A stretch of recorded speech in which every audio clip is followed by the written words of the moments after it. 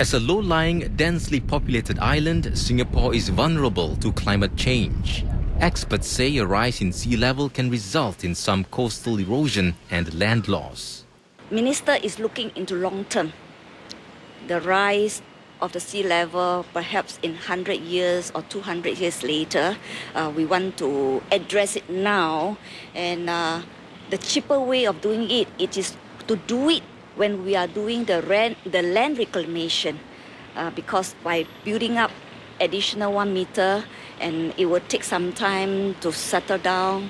The ministry will also develop capabilities in climate science to improve its understanding of future localized climatic conditions. Singapore suffered one of the worst floods in June last year, which led to parts of the country's premier shopping belt submerged. The ministry says it takes a serious view of flooding in Singapore and is conducting an in-depth review of all flood protection measures to be implemented over the next decade.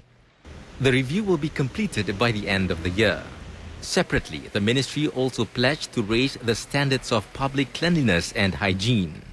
The Ministry of Environment and Water Resources says a quality living environment relies on more than tighter standards and cleansing regimes. Ultimately, it's the people who make the city beautiful. So citizens and visitors alike must do their part to reduce littering. Education is very important. And personally, from our NGO status, we would like to see perhaps a little bit more mandatory issues in forcing or encouraging schools to go through this kind of education programs. And the education programs, I believe, to me, has to be hands-on, place-based. The smoking ban may also be extended to cover more places to reduce the impact of second-hand smoke on non-smokers. Quite a lot of my residents actually asking if we can ban smoking in the park, we can ban smoking at the bus stops, because, for example, early morning, the bus stop is normally quite packed, quite a lot of people.